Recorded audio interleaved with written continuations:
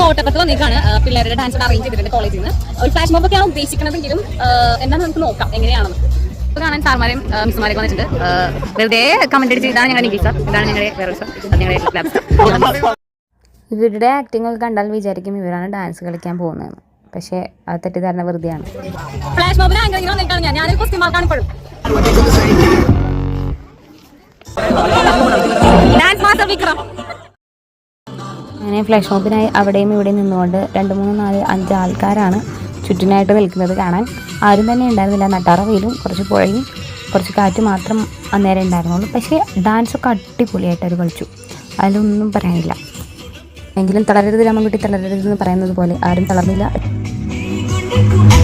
അങ്ങനെ അതൊക്കെ കഴിഞ്ഞ് നമ്മൾ തെറ്റിദ്ധാമെന്ന് വിചാരിച്ച് ചേച്ചിനെയും വിളിച്ച് നമ്മൾ കൊടുങ്ങല്ലൂരിലേക്ക് പോയി. അങ്ങനെ സെൻട്രൽ മാളിൽ നിന്ന് നമ്മൾ മാക്സിലേക്ക് പോയി. മാക്സിലേക്ക് കയറിയതും ഡ്രസ്സ് എടുക്കാമെന്ന ഒറ്റ ഉദ്ദേശം അല്ലെങ്കിലും വെറുതെ അങ്ങോട്ടും ഇങ്ങോട്ടും നടന്നു. അങ്ങനെ നല്ല നല്ല കുർത്തകളൊക്കെ കണ്ടു. കുർത്തകളൊക്കെ നമുക്ക് പിന്നെ എടുക്കാമെന്ന് വിചാരിച്ച് വെറുതെ മിറർ കണ്ടു. മിറർ കണ്ട വിടില്ലല്ലോ.